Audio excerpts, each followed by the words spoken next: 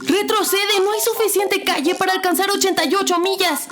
¿Calles? ¿A dónde vamos? ¡No se necesitan calles! Esto es 4 DeLoreans, podcast de cultura pop y viajes en el tiempo, transmitiendo con 1.21 gigawatts de potencia.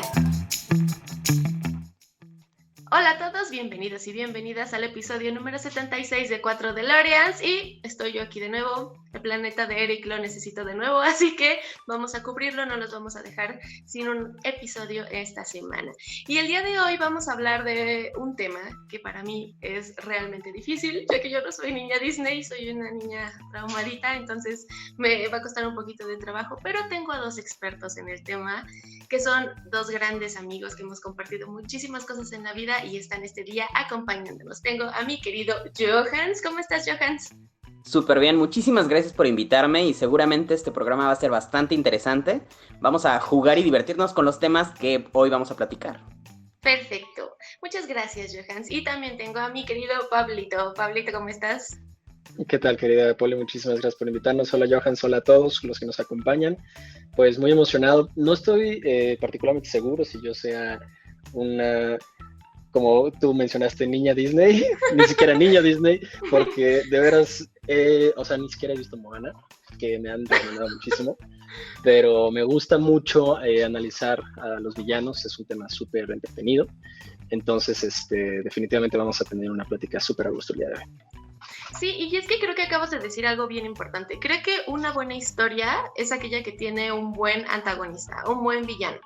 Y creo que estas en específico no son los más populares, porque para nada lo son, pero son bien interesantes. Digo, dejamos a muchos otros también bien interesantes de fuera, pero hoy nos vamos a centrar en estos porque nos gustan mucho, creo que nos han hecho pensar en muchas cosas y por eso los elegimos. Entonces, ¿qué les parece si empezamos? En esta ocasión, cada uno como que dio una opción de sus villanos favoritos o los que más les interesan y de los que les gustaría hablar. Y así que vamos a empezar por el mío, que creo que no les va a sorprender tanto porque ya me han visto hablando de muchas películas de terror y cosas así. Entonces vamos a hablar de un villano que viene de la literatura, pero que Disney adaptó a un cortometraje, que es El jinete sin cabeza. Personalmente adoro el cortometraje. Es uno de los cortometrajes que vi y más reví cuando era niña, y me encantan las canciones y me encanta todo. No sé a ustedes qué les parezca. Pues de hecho es bastante interesante este corto justo del que mencionas. Lo vi cuando era bastante pequeño. Ya hace algunos ayeres, unos 3 o 4 quizá. Pues bueno, lo interesante también es justamente la musicalización que tiene este corto. Es algo que sin duda lo volví a ver hace un par de días y fue súper interesante. El cómo ciertas tonaditas me mandaron directamente a mi infancia. El personaje en definitiva es muy interesante, bastante interesante. Y perdón que ahorita empiece a jugar también con otras propuestas de esta historia, pero cuando era pequeño también estaba una serie muy importante que se llamaba Le temes a la oscuridad. Ajá. Y justo en ella tomaron una versión del jinete sin cabeza en versión escolar tipo Estados Unidos, donde se ponían las sombreras para jugar fútbol americano y ya con esas ya no tenían cabeza básicamente y cosas así. Estaba muy padre, muy interesante. Y pues sí, te va moviendo hacia tu niñez, que ya fue hace un poquito, y te va recordando cosas. Y justamente este cortometraje que tú mencionas también es interesante por quién dio la voz principal que está ahí. Bueno, desde eso ya para mí ya es una obra de arte, o sea, es Discúlpame, Johans, necesitas iluminarme porque no sé quién le dio voz. ¿Qué? ¡No! No, Pablo. ¿Sí conoces a un señor que le decían Tintán?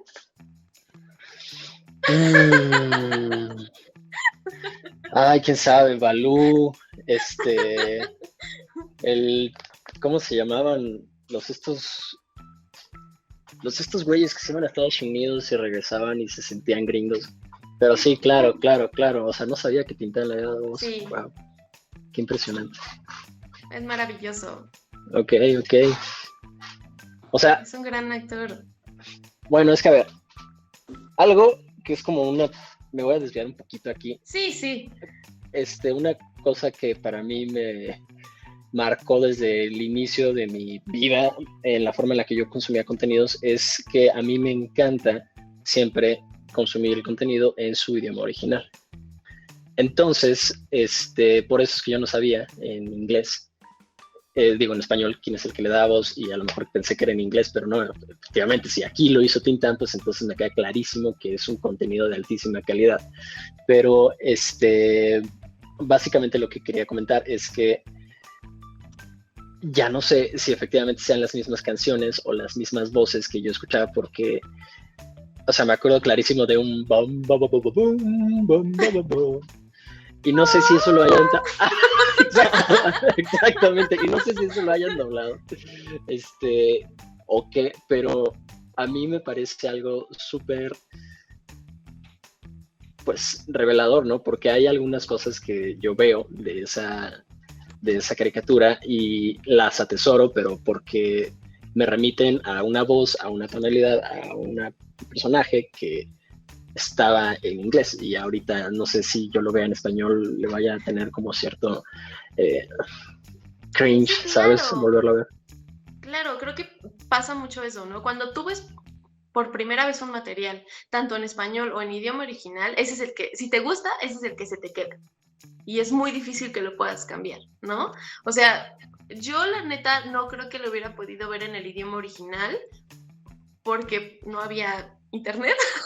Y aparte, cuando yo lo vi, creo que ni siquiera lo vi en la televisión como tal, en una proyección. O sea, yo tengo un tío que grababa muchas cosas de la televisión en formato beta, y por eso vi El extraño mundo de Jack y vi esta película. Entonces sale hasta con todo y comerciales de el Twinkie y el Gansito. O sea, es algo muy mágico porque ya no puedo ver, pero así era como la veía, ¿no? Entonces era como la transmitían en la televisión, y pues todo salía en el idioma ya doblado, y nunca la he visto en inglés. Y claro, creo que me pasaría lo mismo que a ti. O sea, sería como, no, espérame, y déjame añadir algo a toda esta mezcla. O sea, yo tenía 5 años, 4 años cuando vi esa caricatura y no tenía ni perra idea del inglés. Por supuesto que no, era un morro que estaba apenas empezando a dominar el español, o sea, menos vas a saber de inglés, ¿no? Y aún así la historia la entendía. Visualmente es una pieza sumamente noble, en el sentido de que tú nada más la ves y sin necesidad de que haya voz o narrativa textual, tú entiendes que este maestro llega a este pueblito y empieza a cambiar mucho las cosas de cómo lo tienen ahí. Pero antes de que me siga comiendo el pastel, arráncate, Poli. Sí, no, qué bueno que entraste ya en esta historia, porque de hecho sí está súper bien adaptada al cuento corto de Washington Irving. Es una muy buena adaptación. Yo ese cuento lo leí hace ya algunos ayeres, estaba creo en la primaria, porque te digo, yo me clavé muchísimo con esta historia. Siempre me han encantado las historias de terror.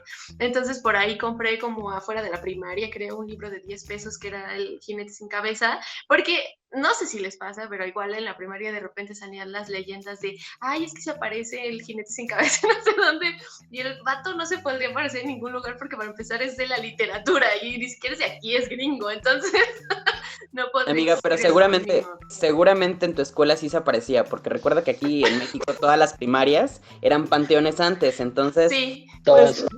Pues sí, todas. Ese es un hecho histórico, 100%, sí, claro que sí. Si hay una realidad en México es esa. Sí. Sí, totalmente. Bueno, ¿Panteón? según yo la mía no estaba tan... sí, exacto.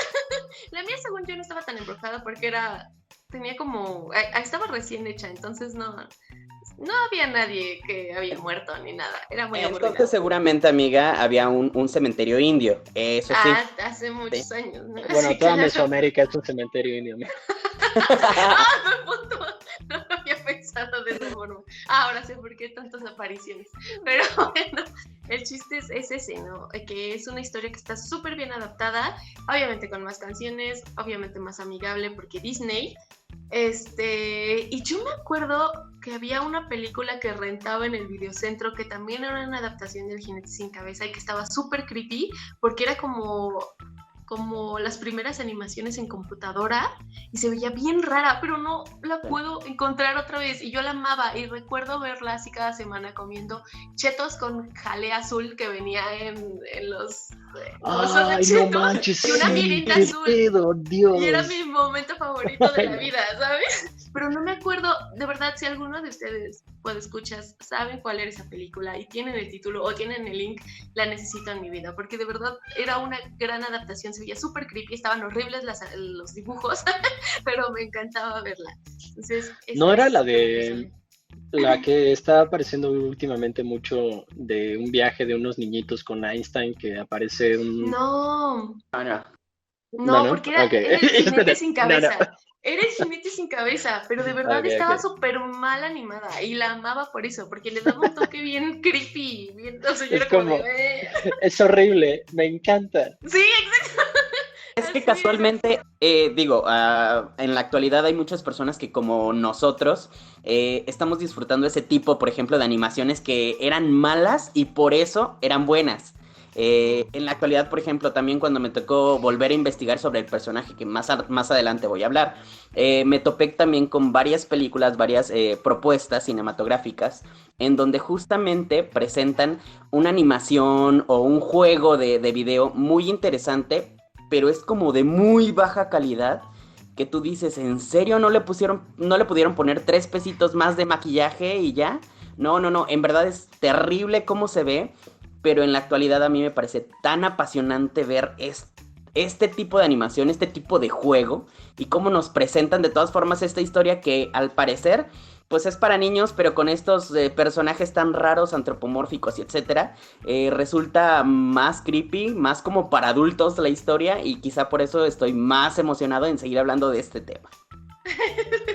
Sí, es que es maravilloso. Y por ejemplo, la película de Disney también tiene, o sea, está obviamente mucho mejor animada y también tiene momentos, o sea, dentro de la animación que no son tan comunes en sus películas, que sí se ven como más, exagerados en el sentido de llevarlos más al terror. Sobre todo esta parte cuando está persiguiendo el jinete a Ichabod en el bosque y que de repente se le salen los ojos o el caballo también y los colores que utilizan están increíbles porque hace un juego con los rojos, con los morados, no sé, a mí me encanta esa última persecución Esto que del acabas de jinete. mencionar me interesa mucho que lo profundices un poquito más porque yo también voy a meterme en una fuerte parte en la teoría del color de mis personajes, de los que vamos a hablar.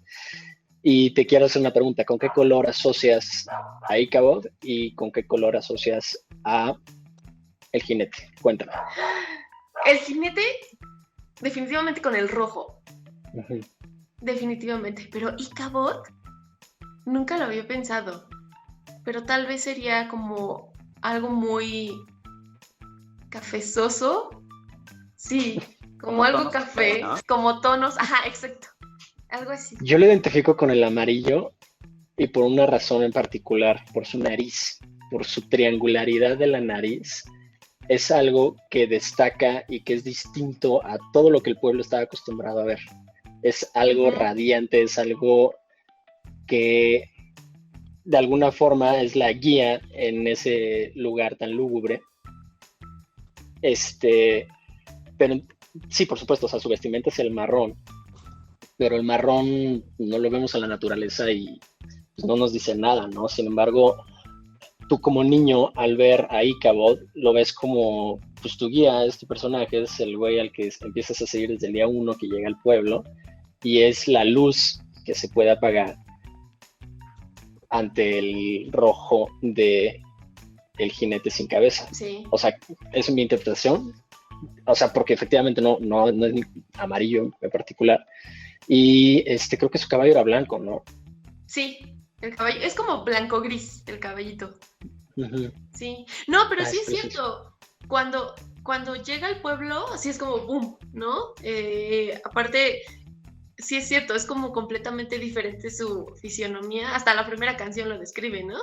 Uh-huh. Como súper exagerado, y hasta dice, ¿no? Que guapo no es, pero es profesor, y Me eso, suena la y salida enseñar de que eso, se ve, Guapo no es, pero es profesor pero es Words Lit profesor, by. y enseñar pelear bien se ve, ¿ya? Entonces así dice la canción. Pero sí es cierto, ¿no? Y aparte llama la atención de todos en el pueblo, pero creo que ahora que lo mencionas sí se ve muy apagado en la parte en la que lo está persiguiendo el jinete sin cabeza, porque ahí son como tonos muy rojos, muy, muy morados, no recuerdo si hay como verdes, pero todo es como muy oscuro y sí se ve apagado. Pero me dejó pensando mucho y me gustaría que Johans me hablara un poquito más de eso, de los videos que nos mandaste sobre la enciclopedia de los villanos. Hay una parte que dice que una teoría es que el jinete en realidad es ¿cómo se llama este hombre? Que es el que le echa la competencia. Ajá, ¿cómo se llama? Ay, no me acuerdo. El hueso. Ajá, exacto, el fornido hueso, que dice que en realidad él es el jinete sin cabeza y que lo hizo para liberarse de él y quedarse con Katrina. Sí, es que justamente existen muchas versiones de este cuento. Y una de ellas, por ejemplo, que te digo que a mí me salta mucho a mi niñez, que tenía más cerca porque pues sí, también fui niño Nickelodeon. Entonces, estaba esta misma versión también que les mencioné hace un rato, que es más americana de Le temes a la oscuridad, en donde justamente el bully, por así decirlo, como ya ahorita estamos como muy empapados de decir este tipo de palabras, el bully trata de eso, de liberarse de alguien que de cierta manera le está ganando el mandado.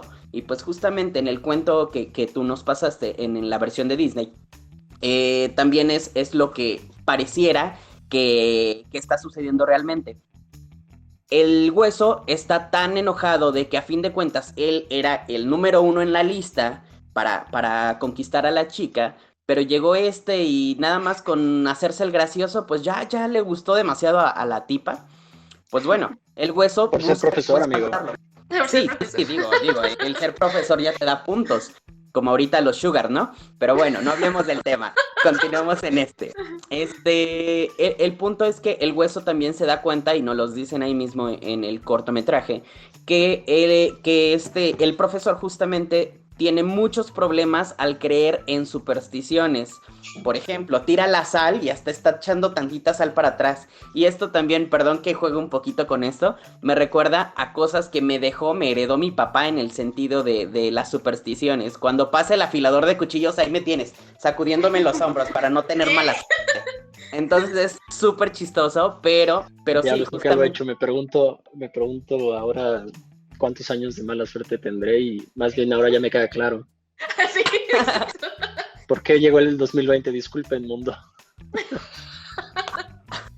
Fue culpa de Pablito, entonces.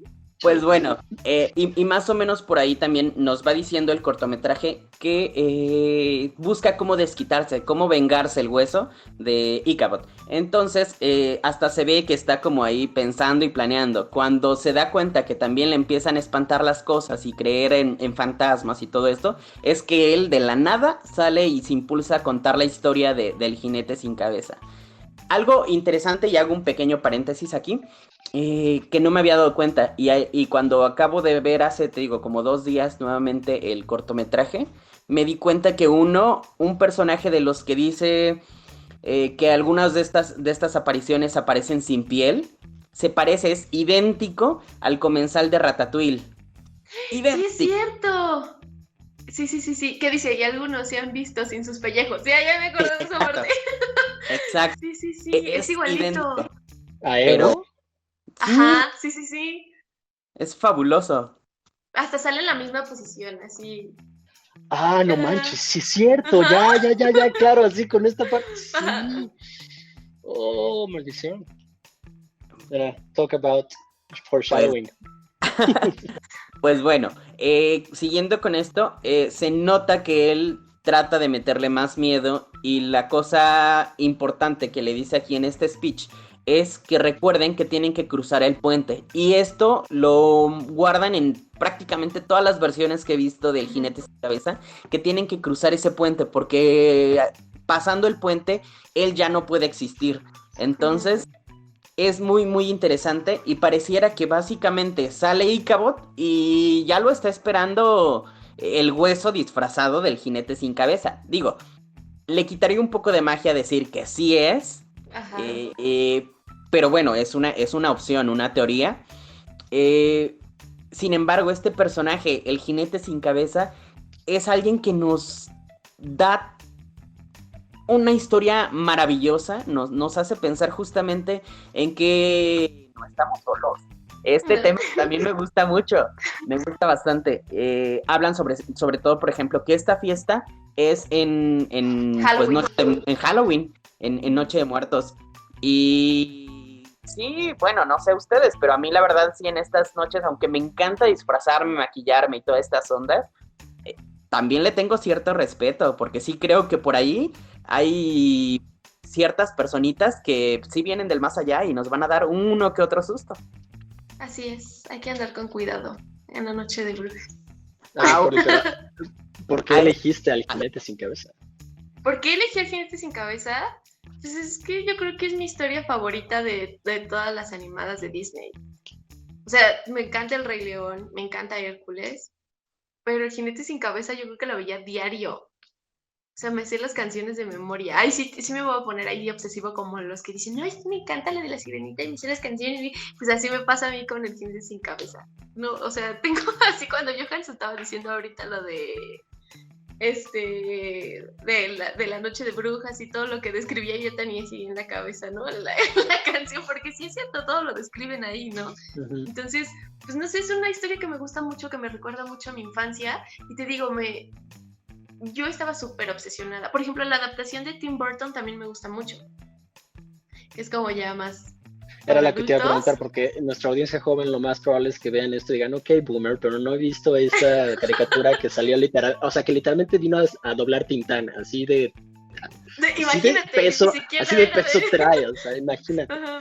Yo creo que ellos más bien han de estar ubicando esta peli de Tim Burton, que también es muy lúgubre y esa escena de meter la mano a un árbol que está con músculos y sangrando es horrible. Ay, sí, está bien padre. Es que me dan ganas de quitar también la corteza del árbol así toda pegajosa.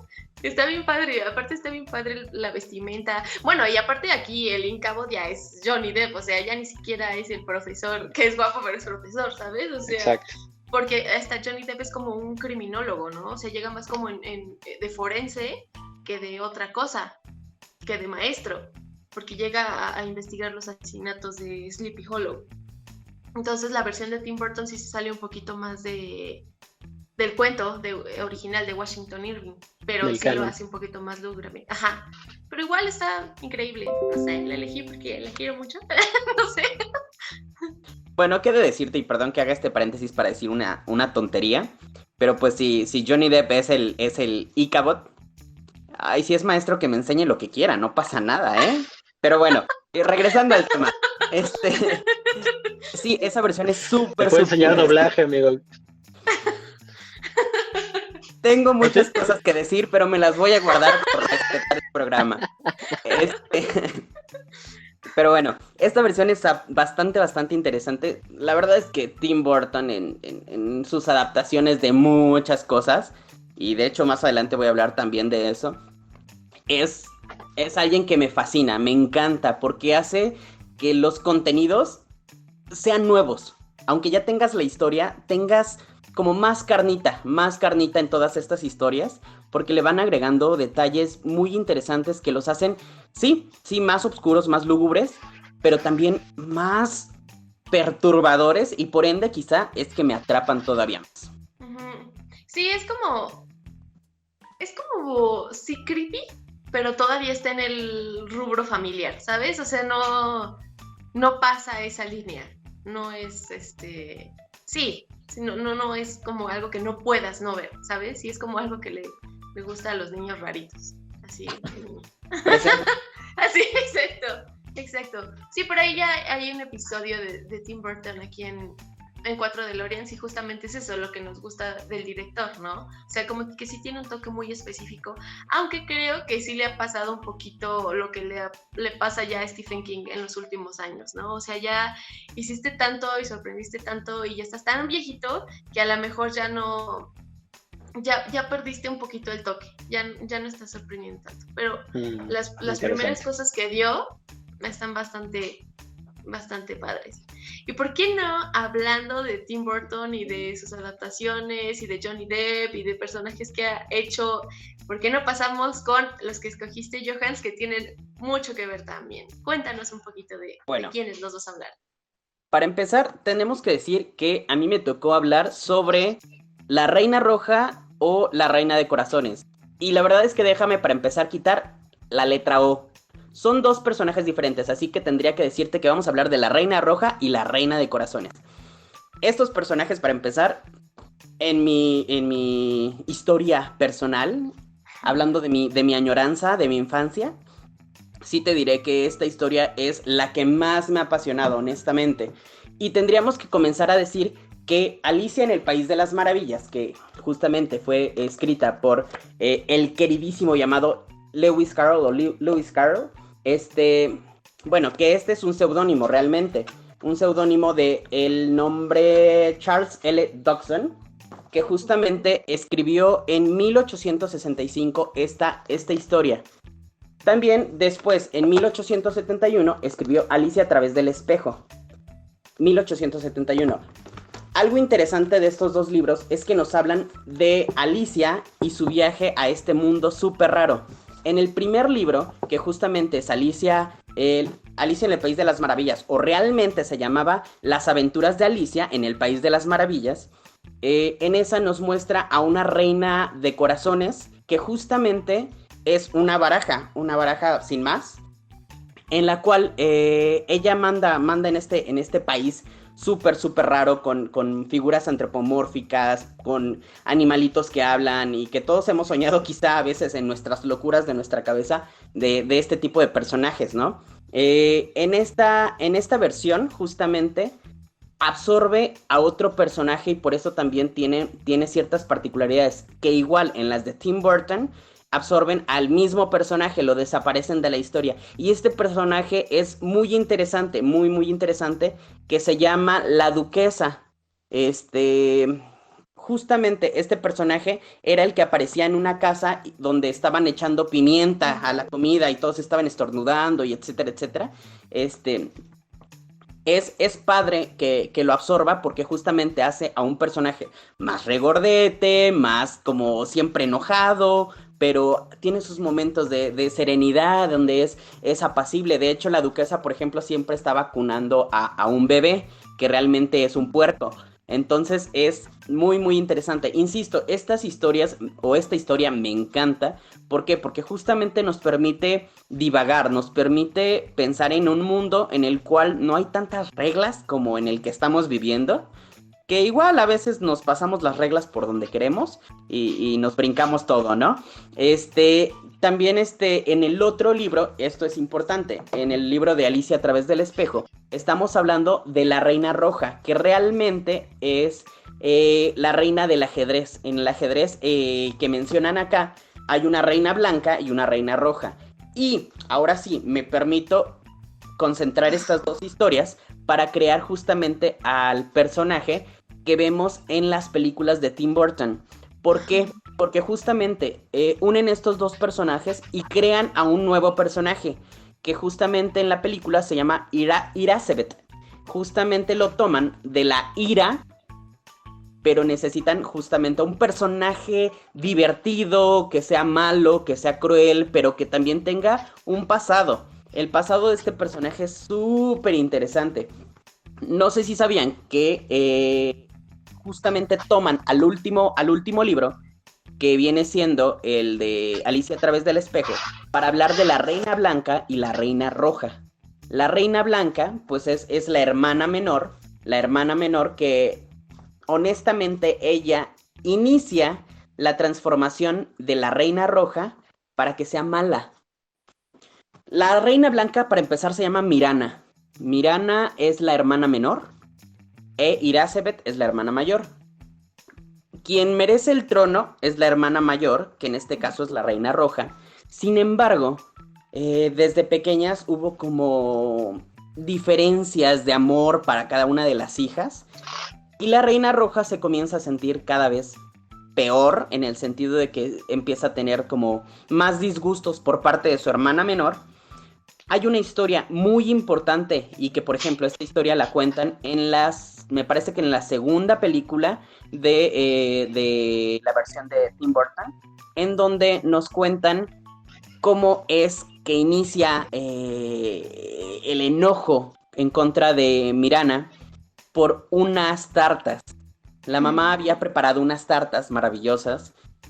Ellas se las están comiendo y cuando queda una, la mamá les pide que no se la coman. Cosa que Mirana regresa, la toma, se la come y su mamá castiga a Irasebet pensando que ella fue. Pero Mirana nunca dice nada. Ella sale corriendo, Irasebet sale corriendo hacia el pueblo, se tropieza y se golpea la cabeza en una fuente. Esto hace que empiece a inflamarse su cabeza. Esto se conoce como el día caído o el caído día. La cosa interesante también de estas historias es que a veces las palabras te las van volteando, como en inglés. Que a veces... Ajá, exactamente, muy a lo Yoda. Y entonces el caído día es cuando justamente Irasebet se cae y suceden estas cosas de que empieza a inflamarse su cabeza y empieza a tener como mayor rencor. Algo también interesante de esto es que ambas hermanas empiezan a estudiar cosas diferentes. Por ejemplo, la Reina Roja empieza a estudiar dominio sobre las cosas vivas. O podríamos decir que política, que básicamente es Y la Reina Blanca empieza a hacer estudios sobre pociones y hechizos. O dominio sobre las cosas muertas. De hecho, en la de Tim Burton podemos ver cómo inclusive agarra un dedo y lo avienta al caldero. Y esto es muy interesante porque si escuchamos Reina Blanca pensamos que va a ser amor y paz y va a echarle flores, colores y muchas otras cosas. Pero pues no, entonces es muy, muy, muy padre. Eso le da más profundidad a este personaje.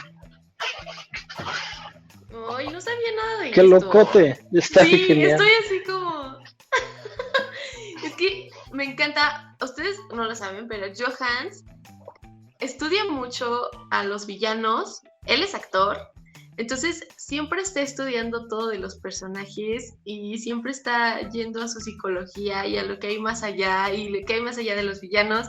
Y siempre me encanta platicar de él con eso porque casi nunca, y como les decía, yo en cuanto a los cuentos, casi nunca pongo atención a más allá de, ay, todo es rosa, todo es felicidad, pero no, siempre hay como un lado oscuro y como muy profundo y de dolencia con los villanos, ¿no? Como de mucha...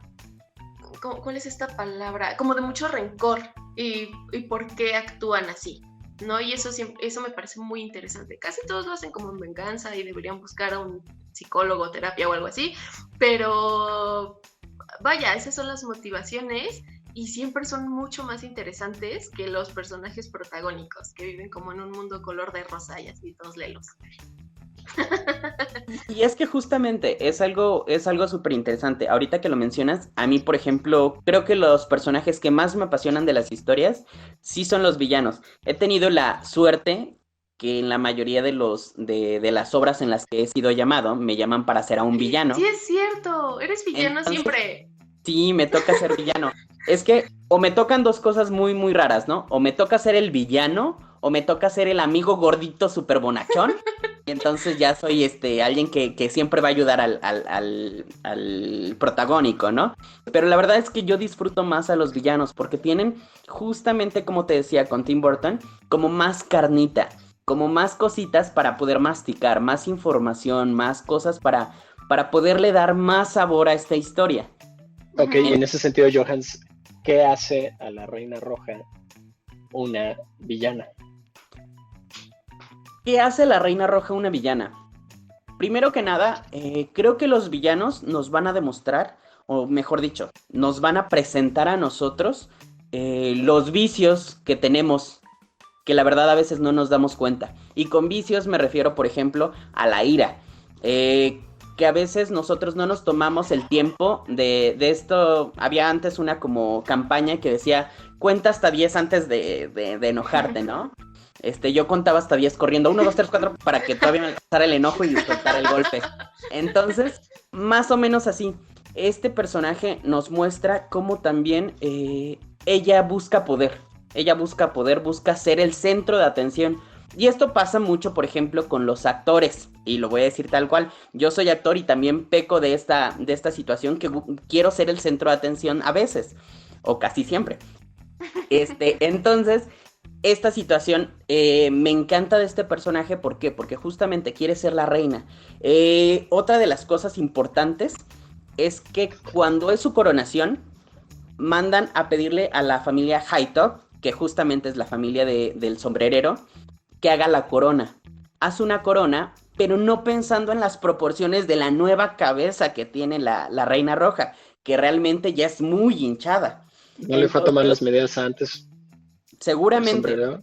el sombrerero del papá le fue seguramente a tomar las medidas mucho antes y ahorita ya no tiene la cabeza de ese tamaño, inclusive le generan una cabeza justamente como de corazón con dos protuberancias de este lado de cabello y pues por ende pues no le queda esta corona y se rompe.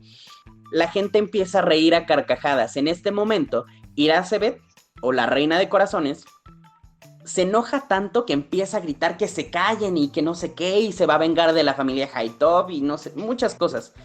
El rey se enoja tanto y dice que entonces ella no puede ser líder, no puede ser la reina. Le quita el poder, el poder para ser reina. Entonces, en este momento decide que la reina blanca va a ser quien va a reinar este sitio. Como ella se queda sin poder ser reina, tiene que irse a un reino no muy lejano, de hecho es el que sigue a su reino, y se casa con el rey de corazones para justamente ella convertirse en la reina de corazones. En la versión de Tim Burton, por ejemplo, vemos esta cosa más clara, en donde en un reino está la reina blanca y en otro reino está la reina de corazones, o la reina roja. Para Tim Burton la llaman la reina roja y para la versión de Disney animada la llaman la reina de corazones.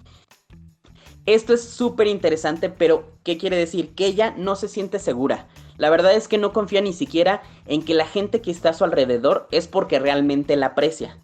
Y nuevamente voy a las cosas que nosotros como personas tenemos siempre en nuestra cabeza, que no tenemos confianza en nosotros, que siempre estamos como dudando. No sé si les ha pasado, pero a mí sí me ha pasado que cuando a veces me llegan a felicitar por X o Z razón, oye, es que lo hiciste muy bien. Yo siento que me están mintiendo y me lo están diciendo solamente para quedar bien en ese momento. Entonces, eso más o menos le pasa a la reina de corazones. Y yo sé, pusiste una cara, Poli, como de que, ya se está aquí proyectando dolencias. Pero es que eso pasa en la humanidad. Eso pasa en la humanidad, que a veces no estamos seguros ni confiamos en lo que hacemos y por ende tenemos todos estos problemas. En la reina de corazones es todavía más fuerte. ¿Por qué? Porque a ella no sentirse segura con las personas que están a su alrededor, empieza a matar a todo aquel que le lleva la contraria, por muy mínimo que sea.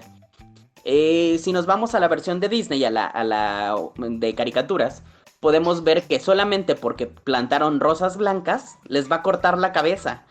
Es donde aparece, por ejemplo, nuestra queridísima Alicia, que es a quien tenemos presente en esta historia.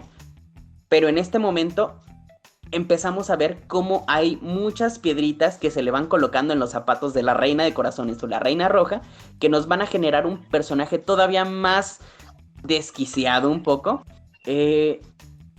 Pero algo que me gusta mucho de esta historia es que en su cerebro o en su cabeza, por así decirlo, de la reina, ella no cree ser mala.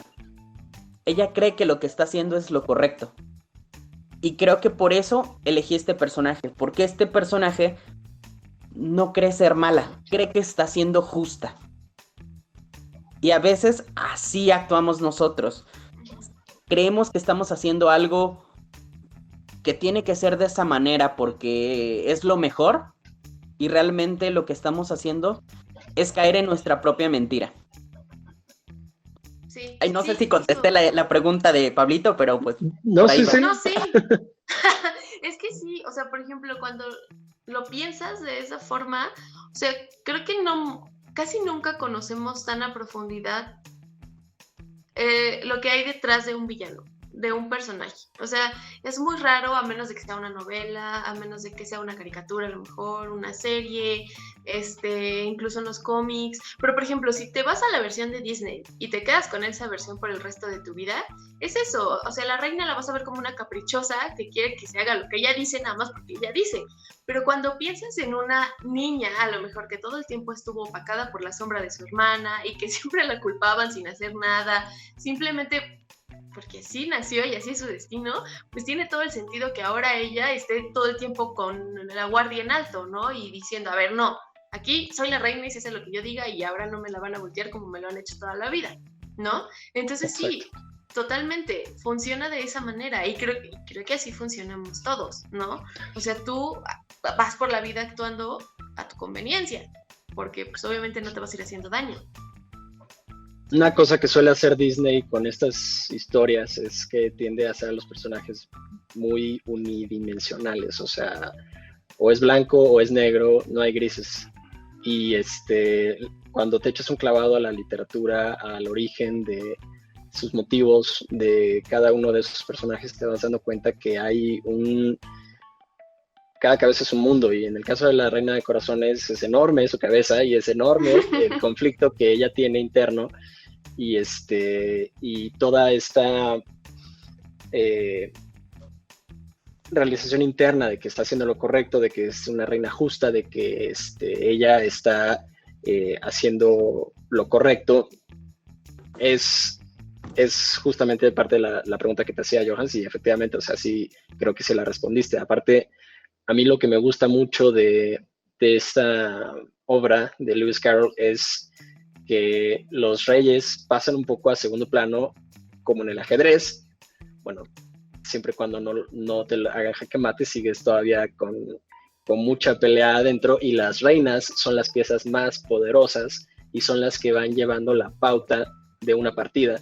Y es en este cuento como van llevando también la narrativa del conflicto entre estas dos monarcas. Sí, así es, justamente algo que acabas de mencionar, como en un partido de ajedrez, la Reina de Corazones, por ejemplo, transforma al rey en un peón, definitivamente, en un peón de su historia, que después, en la versión de Tim Burton, podemos ver flotando su cabeza del rey en su pequeño río afuera del castillo. Entonces, pues sí, los personajes pueden convertirse en eso, en una cabeza flotando. Y creo que así podemos definir a este personaje, que es alguien que no está preparado para enfrentarse a sus problemas, ni enfrentarse a nada, a fin de cuentas. Y lo único que va a hacer es solucionarlo de tajo todo, cortando la cabeza. Como se dice, muerto el perro, se acaba la rabia, ¿no? Y justamente esto es lo que busca la reina, terminar con sus problemas simplemente callándolos y ya. Sí, exacto. Justo es eso. A ver, Johannes, tengo que hacerte esta pregunta. ¿Cuál de todas las versiones que has visto es tu versión favorita? Es que está súper complicado poder seleccionar una de las versiones. Honestamente, estoy escribiendo una obra, un musical, sobre los villanos de Disney. Y tuve que empaparme de ver todas las versiones que pude encontrar. Hay unas, justamente como hace rato decíamos, hay unas de una animación súper creepy, unos cortometrajes súper creepy, con unas cabezas, unas botargas bien raras, en donde ves a un conejo súper deforme gritando Mariana, que por esto también hay una situación bien graciosa que voy a mencionar. En la película de Disney siempre me dio risa y nunca entendía por qué a Alicia el conejo le decía Mariana. ¡Mariana! ¡Mariana! Y me parecía súper loco. Pero bueno. Claro, porque los gatos siempre gritan ¡Raúl! ¡Exacto! ¡Raúl! Pues más o menos va de que el conejo tiene una ama de llaves. Y yo me pongo a pensar que entonces el conejo era bastante rico. La opulencia existe en este país y es bastante interesante porque también nos podría estar hablando de una situación política muy padre, de cómo en las altas esferas se maneja la vida de una manera diferente, de una manera que nosotros diríamos que es muy loca, y justamente muy loca. Está en el país de las maravillas, en donde todo puede pasar, y justamente en donde nada pasa. Y así vivimos a veces aquí en México, en donde decimos que en las altas esferas, aunque hagan locuras, no va a pasar nada. Y regresando al tema que me acabas de decir, perdón que me salga de tema muy rápido, pero pues hay una versión que sacó, por ejemplo, Hallmark Channel, en donde Whoopi Goldberg es el gato Cheshire. Hay muchos detalles de esa versión que me encantan. Está muy padre, aunque honestamente tendría que ser para alguien que en verdad quiere ver una película como más de historia. ¿A qué me refiero con esto? Que no es tan divertida como la animada, o no es tan entretenida como la de Tim Burton o etcétera, sino que es más historia, que te va a contar realmente detalles que tú no conocías de los personajes. Por ejemplo, en esa versión sí existe la duquesa, que es a quien se comieron en muchas de las otras versiones, y creo que este personaje sí da un poquito más de sabor a nuestra historia. Creo que digamos que por ahí va mi favorita, sin embargo, hay otras tantas que podrían tener detalles importantes, y por ende me gusta a mí ver todas estas versiones para crear la mía. De hecho, justamente de eso, Johans, que me interesa mucho saber si ya conoces la interpretación de Electronic Arts EA Games de Alicia. Alicia, American Madness. Alice Madness, exactamente.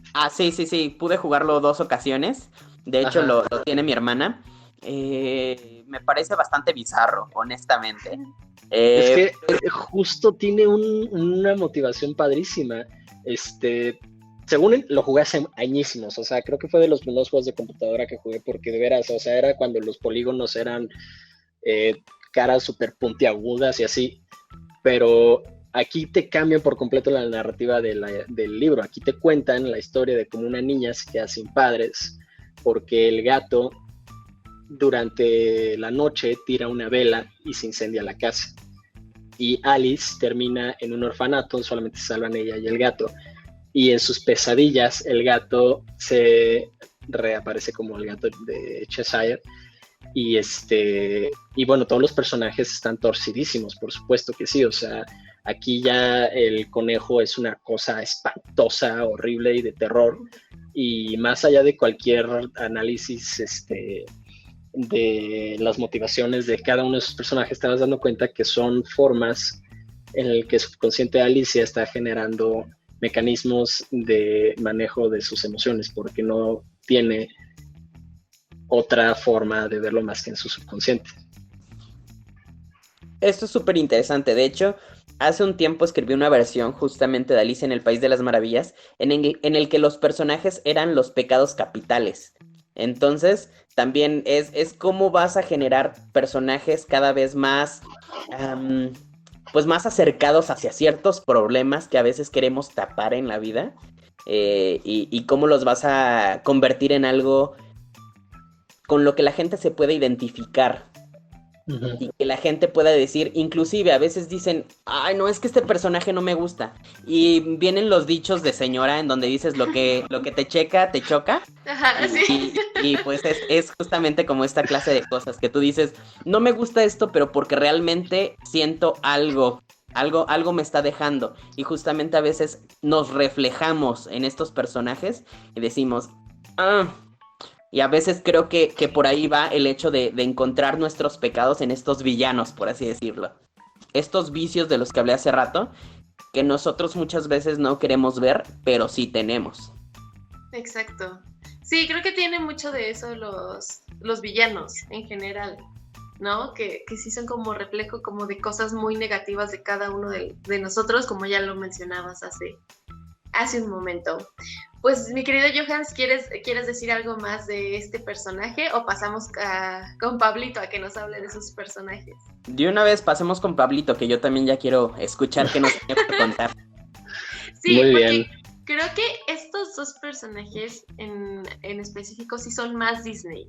Sí fueron creados más por Disney, y creo que a pesar de que no tenemos piezas literarias u otras obras de donde tomarlos, creo que están mucho mejor construidos que muchos de los primeros villanos o de los villanos clásicos. ¿Por cuál quieres que empecemos? Tú eliges. Voy a irlos introduciendo un poquito a cuál fue mi proceso para elegirlos, porque cuando Poli se acercó conmigo y me dijo, oye, necesitamos que nos hables de uno o dos de tus personajes de villanos de Disney favoritos, realmente me hizo pensar en cuál es el villano con el que yo más me puedo identificar. O sea, si yo hubiera estado en sus zapatos, probablemente hubiera hecho lo mismo. y en ese sentido, elegí a dos villanos que han pasado por muchos de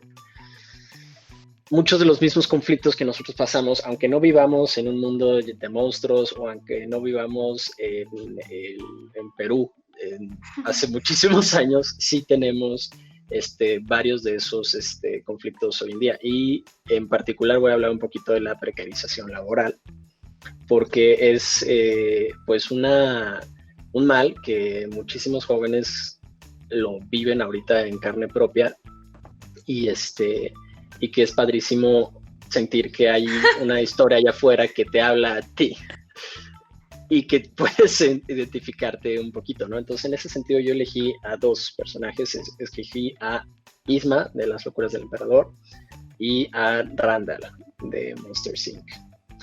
Entonces, lo primero que notarán un poquito que tienen en común estos dos personajes, estos dos villanos, número uno es el color, y por eso es que yo quería un poquito ver su análisis también desde la parte del color, porque el morado es un color súper interesante en el sentido de que solamente hay muy pocos lugares en donde tú lo puedes encontrar en la naturaleza.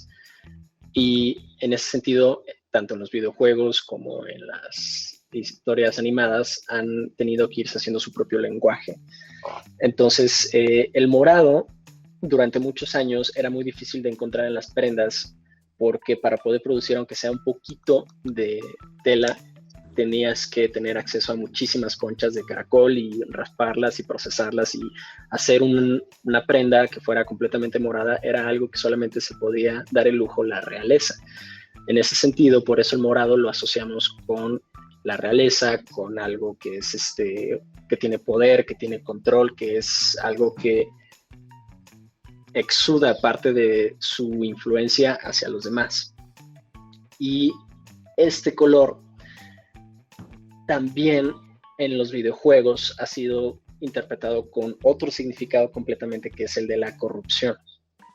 Si tú abres un mundo en Zelda, lo primero que te vas a dar cuenta es que el mundo está siendo corrompido por Ganondorf, que básicamente es un púrpura horrible que se va expandiendo por toda la planicie de Hyrule, y que pues inmediatamente te remite a que algo se salió de control, a que algo está saliéndose de las manos, ¿no? Y un poquito la corrupción va en ese sentido. Tampoco es muy, o sea, creo que voy a decir algo muy atrevido aquí, pero creo que la corrupción apenas si se liga con los políticos, o sí, o sea, corríjanme si me equivoco, pero, o sea, sí, por supuesto que sí, los políticos, claro, sí, pueden ser corruptos. Sí. Pero, o sea, corrupción hay en todos lados, sí, totalmente. Así es. Entonces, cuando nosotros identificamos algo como corrupto, es porque identificamos que se sale de su cauce natural, precisamente porque no existe el púrpura tan vasto, en tan vastas cantidades en la naturaleza, ¿no? O sea, es fácil imaginarse al verde como parte de nuestro, de la vida, de nuestra salud, de cosas que pues sí, justamente nos dan vida. Si tú encuentras un medicamento en un juego, va a ser de dos colores, o rojo o verde. O verde. Y en ese sentido, muchos de los protagonistas de muchas películas animadas van a ser o rojos o verdes. Y no es la excepción en estas dos historias, en las que uno de nuestros principales protagonistas es un monstruo azul grandote, y otro de los protagonistas en otra historia es una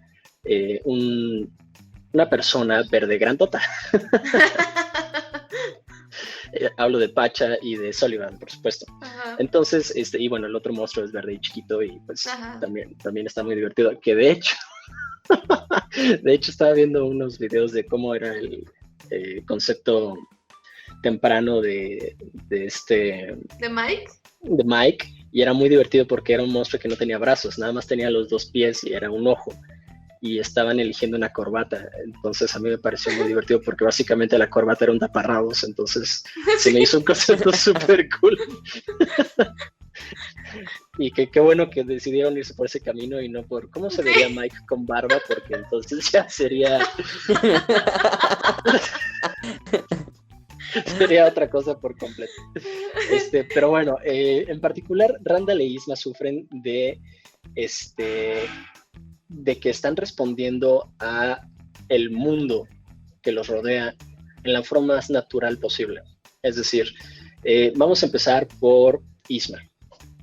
Isma crió a Cusco, de acuerdo, o sea, no tenemos un backstory tan duro, pero ella fue la que desde que Cusco nació lo crió, fue el pequeño emperador. No, obviamente no nos dan nada de backstory de lo demás, pero no es difícil imaginarse el resentimiento que Isma podría tener contra él cuando un buen día le dice, ya me aburriste. Sí, bye. Desgraciado. Y tampoco es raro imaginarse a Cusco como un villano en esas primeras partes de la película. O sea, de hecho, el villano cambia. El villano al principio es Cusco y después es Isma. La única diferencia es que Cusco, por su viaje, por su arco de personaje, comienza a darse cuenta de varias cosas que no había interiorizado consigo mismo. ¿Sí? Y empieza a ver que hay otras cosas más allá de Cuscotopía y de su propia felicidad. Y entonces empieza a poner su felicidad por detrás del bien general. Y en el caso de Isma es lo contrario, y es por eso la que la hace una villana. Ella pone su bien personal por delante del de los demás. Entonces, por eso a la primera oportunidad destrona a Cusco, se deshace de él. Ella quería deshacerse de manera más literal de él, pero pues bueno, al ser una historia de Disney tiene que bajarse un poquito, ¿no? Pero no sé si ay, ya entramos en fiesta. No, qué horror. No sé si ahorita regresa. Entonces, no sé si hay algo bien interesante, bien padre que me agradaría como retomar. Hay Claro. dos puntos muy padres sobre Isma. El primero, creo que deberíamos también saber que ella busca cierta aceptación, cierto, como, sí, tú eres el líder, tú debes de tener, debes de estar a la cabeza y etcétera. Y esto pasa, y vuelvo a lo mismo, que nos pasa en nuestra vida cotidiana a muchas personas, en donde, por ejemplo, los padres quieren que nosotros seamos algo en la vida, y a veces ese algo no es el algo que nosotros queremos para nuestra vida. Por ejemplo, en la versión de serie de Las locuras del emperador, la versión serie, presentan en una ocasión, no sé si en una o dos, a la mamá de Isma. Una madre que busca que ella sea emperatriz, que la verdad es que ella siempre quiso que ella fuera la emperatriz. Y entonces Isma justamente trata como de ocultar el que no lo es. Pero esto es importante porque lógicamente nos da otro punto de vista en el cual llega a ser así de mala porque no importa, no me acuerdo ahorita de este dicho en el que dicen que no importa las cosas que tengas que hacer para llegar al fin. Hay un dicho, pero no me acuerdo. ¿El fin justifica los medios? Gracias. Que justamente es esto que nos está demostrando Isma, que quería deshacerse de Cusco. Y otra de las cosas interesantes es que para empezar tiene un plan súper raro Isma para deshacerse de Cusco. Si quieres no lo digo y tú coméntanos sobre esto, pero es que me parece... No, y es que justo le diste al clavo, porque ella, en cualquiera de sus planes, en cualquiera de sus ejecuciones, no se ve ella directamente haciéndole daño a Cusco, se ve se ve a ella haciéndole daño a una pulga que está dentro de una caja, y esa caja está dentro de otra caja, y esa caja se la manda por correo. O sea, tiene que meter muchas barreras entre ella y hacerle daño a Cusco, porque ella lo crió.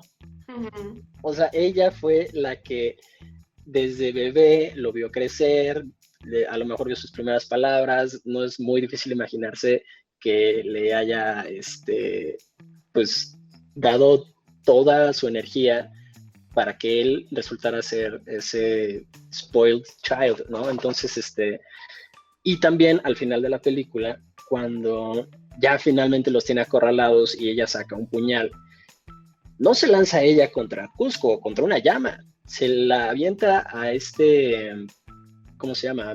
Kronk, porque ella tampoco se ve, o sea, ya que se dio cuenta que esa llama es Cusco y ya que platicó con él, ya que lo persiguió, ella le pudo haber lanzado directamente el ataque a Cusco, pero no, o sea, ella nuevamente pone una barrera entre el atacante, que sería ella, y Kronk, y Cusco, poniendo en medio a Kronk. Y eso te habla de un poco la forma en la que ella no se metería como a hacer el trabajo sucio, pero también te habla de un poco la nobleza que ella tiene de no hacerle daño directamente, ¿no? Que al final se convierte en su downfall porque pues Kronk la traiciona, y la única vez que ella ya empieza a atacar a Cusco es cuando se convierte en gato. O sea, y es muy cagado que el gato también es violeta, por cierto. Ajá. Bueno, en la vida cotidiana un gato es así que te lo creo. Pues exacto, entonces a mí lo que me habla Isma de como personaje es que yo en su lugar probablemente también hubiera procurado que una persona tan egoísta y tan inmadura como Cusco no llegara a una posición de más poder y autoridad sin límites, porque hubiera llevado al reino a un terrible lugar, porque justamente es una persona que pone su interés particular por encima del de los demás, ¿no? Y en el camino se corrompe. Y algo que me gusta mucho de Isma es que ella siempre es fiel a su identidad visual. O sea, para ella todo es morado, igual sus chongos esos súper super locos, incluso el carrito en el que la carga Kronk, que también es morado. O sea, ella elige y asimila el morado porque ella se siente a sí misma como la realeza, y de alguna forma al elegir esa vestimenta y esa identidad visual se reafirma a ella misma lo que tú decías, Johans. Ella se reafirma y se recuerda una y otra vez que ella es parte de la realeza y que ella tiene que sacarlo por todos los poros para que la gente se dé cuenta de que ella es for real, en el sentido más literal. Y pasa lo mismo con Randall. Randall es un monstruo que puede ser de cualquier color, el que quiera, y elige ser morado. Elige ese color por, ustedes díganme, o sea, lo elige porque se siente, a lo mejor no sería muy difícil imaginarse que ese sería como su color natural, pero él se puede hacer invisible, él puede tomar motitas, rayitas, lo que él quiera, y sin embargo elige también el morado como parte de su identidad. Él en particular no está procurando ser el rey, la autoridad, pero él sí quiere ser el mejor asustador de toda su compañía. Exacto. Y en ese sentido se entrega a su jefe por completo, y su jefe le asigna una misión, un proyecto secreto que implica garantizar hacer de la energía algo que ellos siempre puedan tener. Y Randall está haciendo ciencia. O sea, Randall utiliza toda toda la tecnología que tiene a la mano para desarrollar una aspiradora de gritos que francamente a mí me parece la cosa más genial del mundo. O sea, si yo fuera un monstruo y quiera sacar gritos de los niños de la forma más rápida posible, ¿para qué asustarlos? Me meto un aspirador en la boca y les succiono todos los gritos y ya, o sea, ya tengo me mi había energía. espantado, amigo. Pero pues, o sea, es algo que él efectivamente está haciendo ciencia. Y si no fuera por el Deus Ex Machina que descubren por accidente Mike y Sully, de que cagadamente la risa de los niños de pronto tiene muchísima más energía, estoy convencido de que si él hubiera tenido esa pieza de información, hubiera hecho su ciencia de forma muy distinta a la que terminaba haciendo, que era una aspiradora de gritos. Pero no es difícil imaginarse al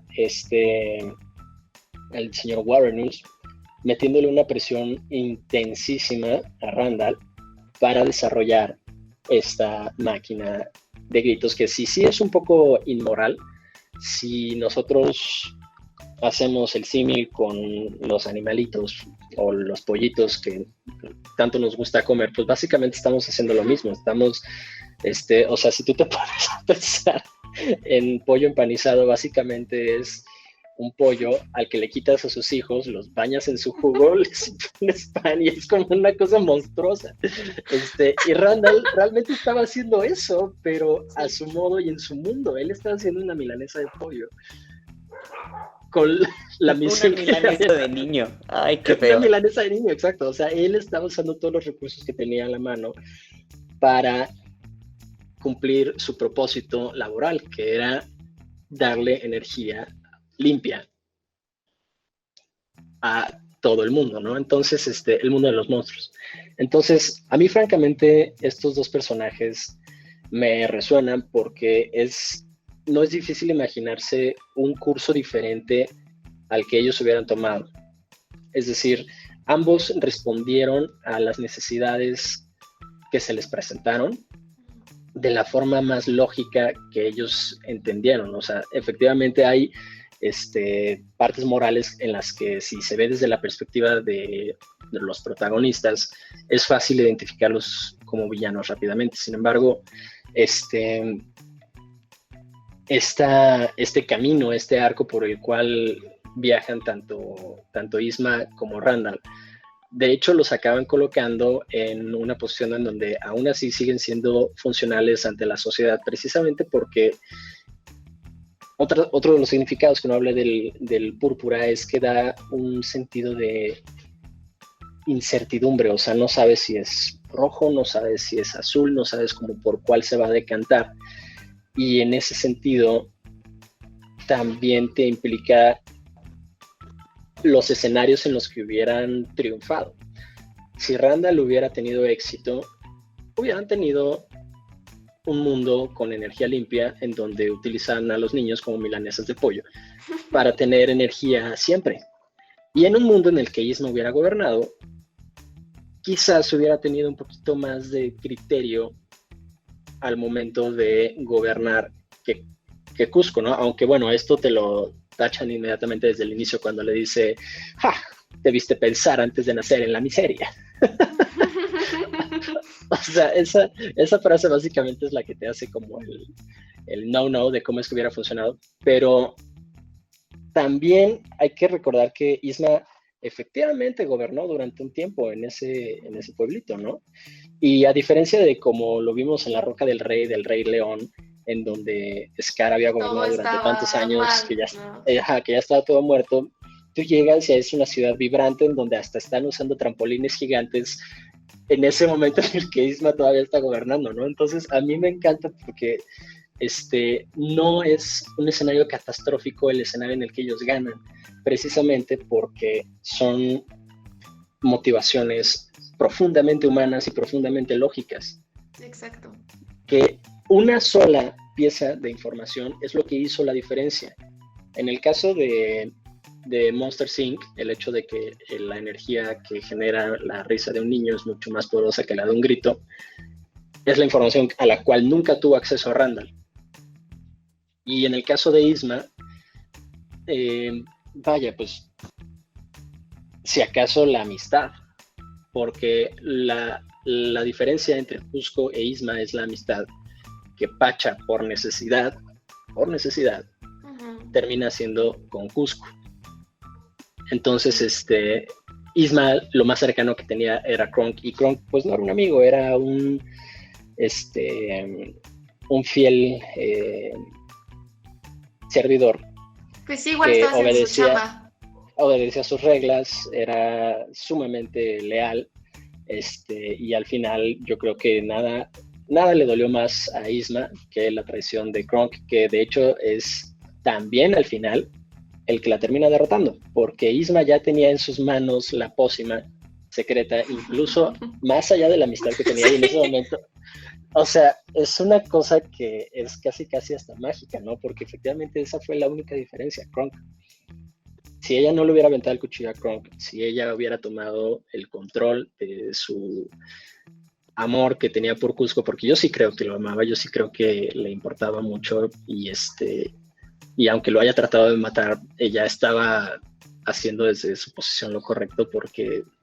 Pues sí, es que ¿qué madre no ha querido matar a sus hijos? Exacto. Claro. ¿No? Claro. Exacto. Sí. Exacto, y bueno, en ese sentido, esos dos personajes son los que más completos se me hacen del universo de Disney, y son los que más me interesaba, sobre todo que también conocieran un poquito como mi análisis al respecto. Sí, claro, porque... Tú. No, vas.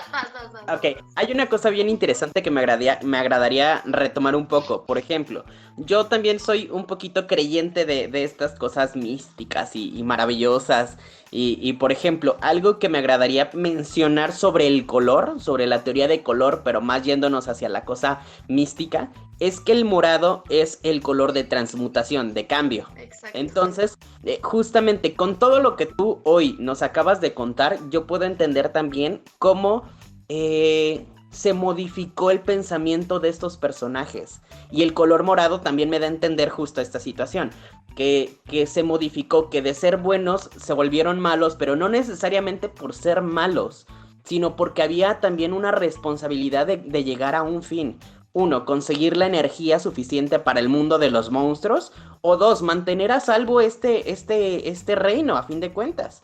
Entonces... Claro. Perdón, una cosa que se me olvidó mencionar, que me acabas de recordar ahorita mismo, un brevísimo paréntesis. Ambos, tanto Randall como Isma, abrazan la ciencia y la hacen parte de su fin.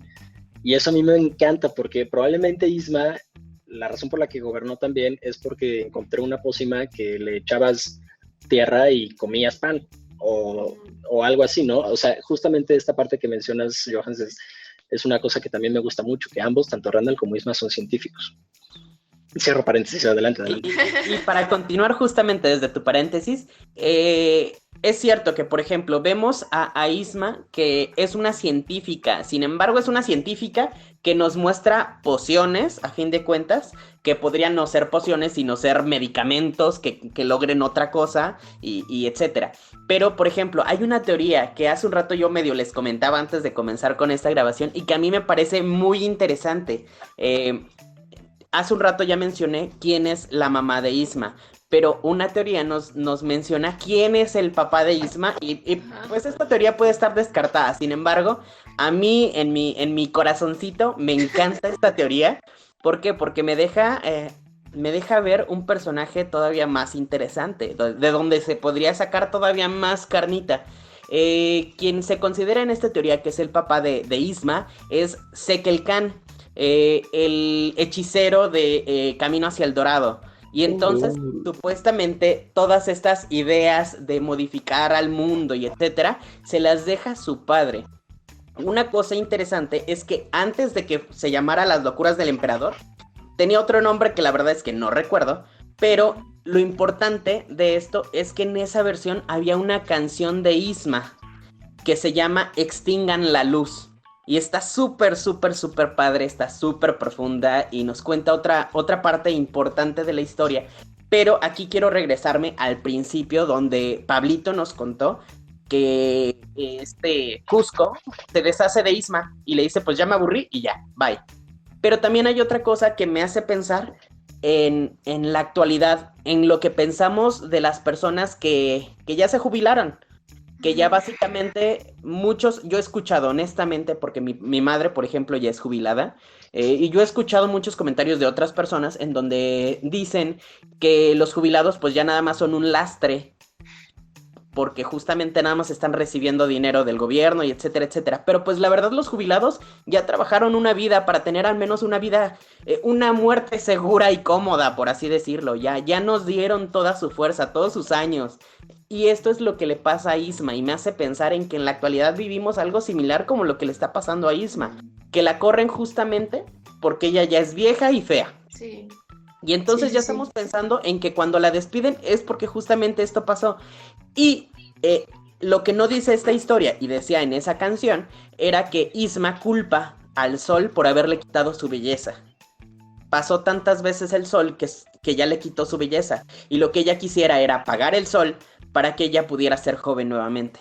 Entonces también es otra cosa importante que nos hemos saltado, que creemos también que la belleza es lo más importante, que la imagen es lo que importa. Y esto me hace también recapitular y pensar en que la imagen que decide tener Randall es esa imagen morada que vemos, esos colores, y no otra. ¿Por qué? Porque a lo mejor este morado para él le está imponiendo justamente una belleza como de reinado, de etcétera. El color morado, como ya lo mencionó Pablito, lo que nos trae a mente en la psicología del color es estas características. Y a lo mejor esto nos hace pensar que si tuviera otros colores tendría otra personalidad este personaje. Si se mantuviera de color verde, a lo mejor sería el bueno de la historia. Y entonces cuando termine todo golpeado Mike y se vea morado, pues él va a ser el malvado. Entonces es esta parte súper padre y súper perturbadora a veces que dejamos de lado porque ya obviamos ciertas cosas. Sí, exacto. Aparte, estos dos personajes que mencioné ahorita, Pablo, tienen mucho que ver con lo que mencionabas ya hace ratito de la reina, que es, y creo que sin duda lo sabemos y creo que aplica un poquito para todos, que es infancia es destino, ¿no? O sea, hay una línea muy delgada que separa a estos villanos de los protagonistas de los buenos, que es, vivieron mejor, se la pasaron más chido. Y estos personajes que son villanos han tenido como un poquito más de dificultades para llegar a donde están y les ha dolido más. Entonces, por eso están por eso los vemos como los malos, ¿no? Porque ellos de verdad ya están en un punto en el que están actuando de una manera desesperada, pero al fin lograron su objetivo. Entonces, por fin lo obtienen y claro que no lo van a soltar. Como decía, ¿no? El fin justifica los medios. Y digo, para fines de géneros como fábula, cuento, bla, bla, bla, pues sí tenemos que tener un villano y un héroe, ¿no? Y pues también hay que controlar a los chavitos mediante estas cosas, entonces también no podemos dejarles ver por completo que siendo gandalla vas a triunfar, que sí puede pasar, porque pasa en la vida, porque un poquito lo hace Cusco, ¿no? O sea, así empieza Cusco. Es un niño mimado y pues él tiene, o sea, ¿qué? Está destinado a llegar ahí. ¿Por qué vas a seguir aquí conmigo? Eso pasa, ¿no? Y ya después a Cusco lo transforman y te enseñan que tienes que ser bueno, además de gobernante, bla, bla, bla, bla, bla. Pero es eso, ¿no? O sea, todos los villanos no es que sean 100% malos, simplemente están persiguiendo un objetivo al igual que todos los personajes. La diferencia son sus principios y la manera en que lo van a hacer o lo tienen que hacer. Y creo que eso es, por ejemplo, con Sully también era un gandaya, ¿no? Igual Sully en Monsters University, incluso Mike se siente opacado, ¿no? O sea, es como, chale, y en ese sentido, y no puedo. Claro, en ese sentido a mí me gusta mucho, no sé si haya sido adrede, pero la pequeña simbología de que Sully es un monstruo grande azul, pero con manchitas moradas. Ajá. Y ya eso, ¿Sí? o sea, insisto, no sé si haya sido accidente o qué, pero te habla un poquito de cómo este personaje evolucionó y logró hacer que su parte buena fuera mayor que la mala. Exacto. Y para cerrar también la parte de la simbología con lo que mencionaba Johans, es muy interesante que el Imperio del Sol haya sido simbolizado con una corona que parecía un sol de Cusco, y por eso Isma le viera con tantísima aversión porque estaba proyectando el miedo que le tenía al sol en Cusco. Sí. Ay, no, es demasiado fuerte todo esto. Para mí, es que, de verdad, por ejemplo, a mí, y lo voy a confesar en este momento, pero por ejemplo, Las locuras del emperador y Monsters, Inc. son dos películas que siempre me costó mucho trabajo ver. O sea, yo Las locuras del emperador la vi, yo creo, en 10 partes. O sea, estaba en la tele y diría como, ahora sí la voy a ver. No puedo verla, es muy aburrido. Me costó mucho trabajo verla. Mucho, mucho, mucho. Pero con esta me pasó algo similar que con El jorobado de Notre Dame. Que la neta, de niña yo no estaba preparada para verla. O sea, es algo que puedo entender hasta ahora. Porque de niña, la neta, me daba huevo, ¿no? Igual El jorobado de Notre Dame. Y es una belleza. No, se tienen cosas increíbles. Y con Monsters, Inc., ay, es que no soporto a Boo. Entonces, si quitamos a Boo de la película, todo es perfecto. De hecho, algo interesante es que también el disfraz que le hacen a Boo es morado. O sea, Es, no el de sabemos, es como un randalcito. ajá, no sabemos si la historia de Monsters Inc. es de cómo salvaron a la Hitler del mundo de Pixar. O sea, tal que Boo crece y se convierte en una persona horrible. O sea, Bueno, literalmente no hay forma de saberlo. pues mira, ya hay dos Hay situaciones. teorías. Una es en la que Boo sí aparece, por ejemplo, inclusive en Toy Story. Es una de las niñas que está ahí. Ujú. Y dos, supuestamente ya se tiene que se va a lanzar la nueva de Monster Inc., en donde se iban a contar algo relacionado con Boo. O sea, ya es la historia de Boo muchos años después, con la puerta abierta. O sea, abren la puerta y se topan con una Boo que no sé qué edad pueda llegar a tener. Pero Oye, ¿no entonces, hay una teoría también que dice que Boo es la bruja de Valiente? esa Que es está otra súper cosa. loca buscando la entrada. Esa es súper interesante también, porque justamente, bueno, no sé si mejor tú la quieras contar, que está súper padre.